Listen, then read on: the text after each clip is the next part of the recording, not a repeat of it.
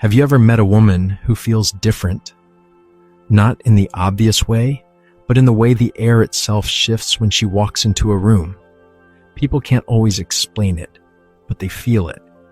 Something about her presence is heavier, deeper, as though she carries a secret carved not on her skin, but in her soul.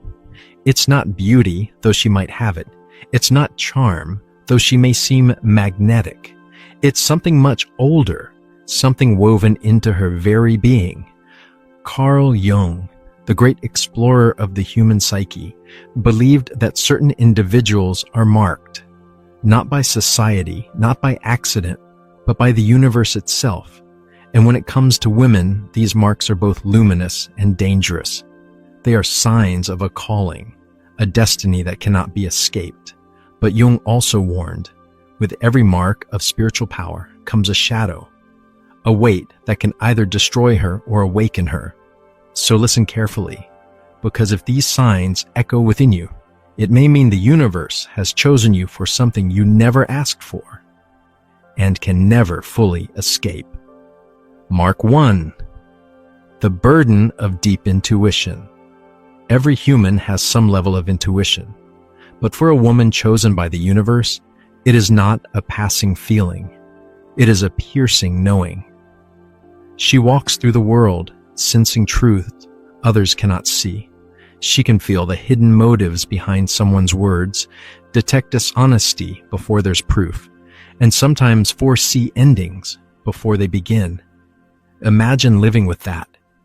Imagine sitting across from someone who smiles warmly at you, yet you feel in your gut a quiet warning. Imagine falling in love, only to know, long before the first argument, that it will not last. Imagine stepping into a room and feeling the heaviness of what has not yet been said. Most would envy this gift, but for her it is often a curse. Because how do you explain something you cannot prove? How do you tell someone, I know this is wrong, when the evidence isn't there yet?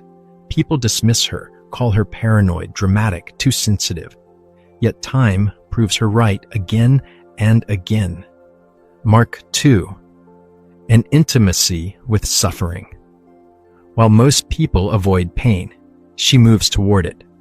Not out of recklessness, but because something in her knows that suffering is the crucible of transformation. Her life may contain more storms than most. Loss, betrayal, heartbreak. She has walked through them all, and yet she doesn't collapse. She emerges from each trial with something new. Wisdom. Her wounds do not fester, they alchemize. Others can sense it instantly. When she speaks, people hear the echo of lived experience. Her laughter carries both joy and sorrow. Her silence has a weight that unsettles and comforts at the same time. Her eyes seem to say, I have seen darkness, but I did not drown. This is the mark of shadow integration. Jung believed that the shadow, the hidden rejected part of ourselves, must be faced if we are ever to be whole. Women chosen by the universe often carry this task more visibly than others. They do not hide from their suffering. They wrestle with it until it gives up its secrets. But this intimacy with suffering comes with danger, because people are drawn to her healing presence. Strangers confide in her. Friends lean on her. Lovers expect her to be their sanctuary. She becomes the healer for everyone else, while neglecting her own wounds.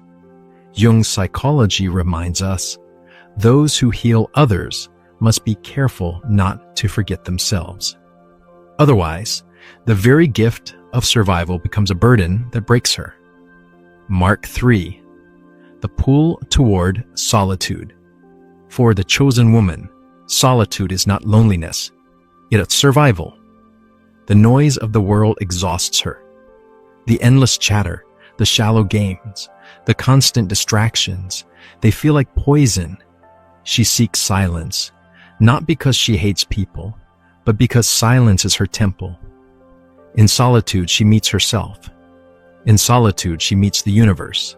Her revelations do not come in crowded rooms. They come in quiet moments when the world finally falls still. Jung famously wrote, "Who looks outside dreams. Who looks inside awakens." This awakening is her reality. She looks inward, unafraid of what she finds. And because of that, she awakens to truths others run from. But solitude has its cost. Others misunderstand her. They call her cold, aloof, unapproachable. They don't see that her solitude is not rejection. It is refinement. She withdraws not to escape love, but to keep her love pure. She withdraws not to avoid life, but to see life more clearly. And yet every time she chooses solitude, she also chooses separation. She becomes more different, more unrelatable. This mark ensures that she walks a narrow road, often alone. But in that aloneness, she finds what the rest of the world is too distracted to notice, the voice of the universe whispering in her ear. Mark 4. A heart that loves is alchemy. When she loves, it is never shallow. Her love is transformative, consuming, sacred fire. Those who enter her orbit are changed forever. Her love burns away illusions, exposing the truth beneath. For the lucky, it awakens something dormant in them. For the unprepared, it feels terrifying. Jung believed that love is one of the most dangerous confrontations with the unconscious. To truly love someone is to see them fully, not the mask they wear, but the shadow they hide. And this is exactly what her love does. She sees beyond the performance. She loves the raw truth of a person, and in return, she demands to be seen. But not everyone can handle that. Many are drawn to her flame, intoxicated by her intensity, only to run when they realize it strips them bare. They call her too much, when in reality, she is simply too real. Her love is not for the faint of heart. It is not a soft comfort. It is a sacred test. And yet this mark comes with loneliness. Because the more intensely she loves, the harder it is to find someone who can stay. She may spend years misunderstood in relationships, giving everything and receiving little. But the universe has not cursed her. It has set her apart. Her love is not ordinary because she is not ordinary. Her love is a mirror, a fire, an initiation. And once someone has experienced it, they are never the same. Mark 5, the mirror of souls. One of the strangest marks of all is her ability to mirror. She doesn't just see people, she reflects them back to themselves. When someone stands in her presence, they feel exposed. Their masks slip, their shadows surface. She reveals not who they pretend to be, but who they truly are. This mirror is both a gift and a curse. For some, it is liberating. They feel seen in a way they never have before. For others, it is terrifying. They run not because she is wrong, but because she is too right. She has shown them what they worked so hard to hide. Jung would call this the archetype of the anima, the feminine force that brings unconscious truths into the light. Women chosen by the universe embody this force naturally. They carry a mirror that reveals the hidden. But this power comes with rejection. Many cannot handle the reflection. And so she walks through life, both deeply sought after and deeply feared. Mark 6, the burden of vision. This is one of the rarest marks. These women often feel compelled by visions, dreams, or inner callings that point towards something greater than themselves. They may dream symbols that later appear in waking life. They may feel pushed toward a creative work, a spiritual mission, or a path of leadership. Not because they want it, but because they cannot escape it. This is not ambition. This is not ego. This is destiny.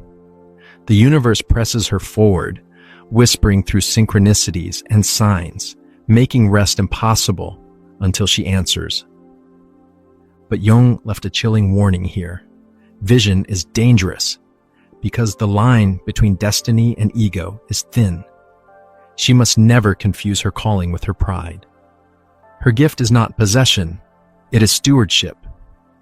If she believes the vision is hers to own, it will devour her. Many chosen souls have fallen, not from lack of gifts, but from lack of humility. The higher the gift, Jung said, the darker the shadow it casts. Mark 7. The unshakable sense of being different. Perhaps the most universal mark of all is this: she has always felt different. Even as a child, she sensed she didn't fit into the molds others tried to place her in. While other children played lightly, she asked questions too deep for her age. She felt emotions she couldn't name. She saw patterns others ignored. This sense of being other has followed her into adulthood. Sometimes it feels like exile. She sits in a room full of people and feels like she doesn't belong. She tries to be like them, but it always feels unnatural. And yet deep down, she knows this difference is not punishment. It is preparation. The universe marks her by separation, not to hurt her, but to shape her. If she felt completely at home in the world, she would never hear the call of the other world. And so her alienation is also her initiation. She is not here to blend in. She is here to awaken. So what do all these marks mean? If you recognize them in yourself or in a woman you know, understand this. It is not coincidence. The universe does not scatter such souls carelessly. These marks are not flaws. They are not accidents. They are the signs of a sacred calling. But Jung's warning still stands. To carry these marks is not just to carry power, it is to carry danger. For every light has a shadow. Intuition can become paranoia. Solitude can become isolation. Love can become obsession. Vision can become delusion.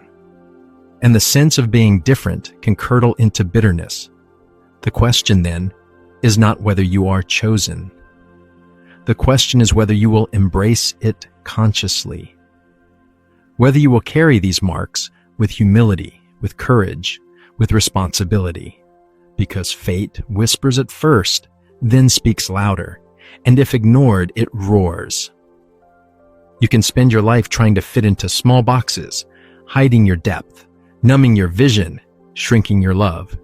Or you can rise, carrying both the light and the shadow of your calling. The universe does not choose you to be ordinary. It chooses you to awaken. And perhaps if you've listened this far, it's because deep down you already know. You carry these marks yourself.